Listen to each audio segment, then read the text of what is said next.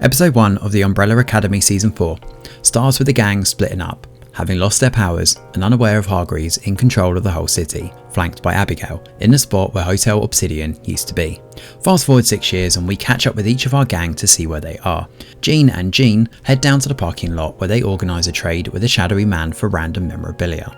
As we soon learn, this has been smuggled between worlds, and after killing the seller in cold blood, they take the gear for themselves. Meanwhile, Victor happens to be up in Canada, but his girlfriend breaks up with him. Those in the bar he owns joke that he's blown through everyone in town and he appears to be some sort of sex icon.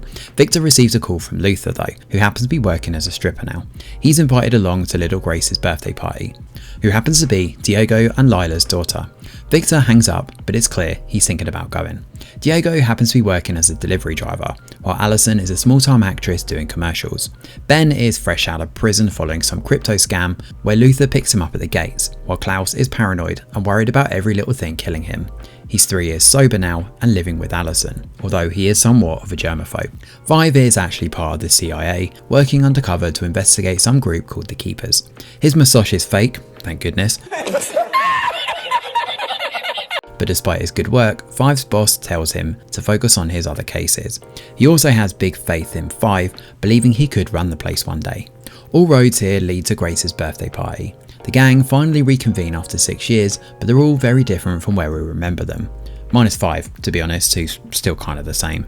Diego is paranoid and there's an air of awkwardness over everything, especially when Luther and Allison reconnect. The only person missing here is Victor. Now, before Victor heads into the party, a guy shows up outside and tells him to get in the van. When Victor refuses, he's dragged in after being tasered. Luther also causes chaos too when he destroys the cake and messes up the piñata.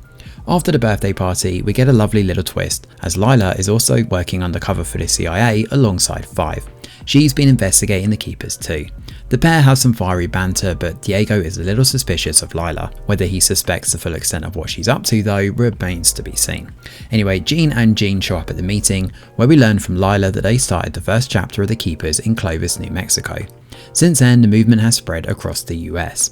Jean and Jean discuss timeline sickness, where they bring up this umbrella effect and how they intend to get everyone back to their correct timeline.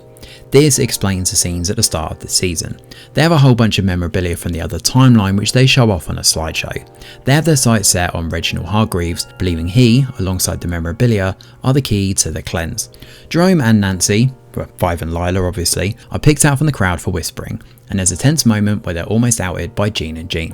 When they discuss their findings after the meeting in private, they're unaware that Diego happens to be watching the pair.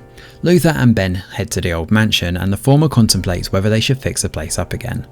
There's a letter for Luther on the mantelpiece though, which happens to be a ransom note for Victor. After agreeing to follow the instructions, they're to head over to Cy's dry cleaning on 5th Avenue. The dry cleaner here is Cy himself, and he confronts them and discusses the Umbrella Academy and the Keeper meetings. He's lost his daughter Jennifer to this cult and believes something bad has happened to her. While the others outright refuse, Five jumps right on this, knowing it leads into his CIA investigation. Inside the box of trinkets Cy's daughter has collected happens to be a jar of marigold. The family are torn over whether they want their powers back or not. They choose not to, but Ben takes a jar for himself.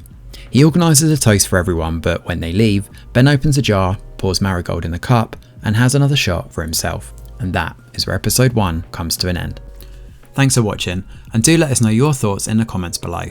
Smash a like or subscribe to the channel, your support is very much appreciated. I'm Greg Wheeler, and from all of us over here at The Review Geek, we'll see you on the next video.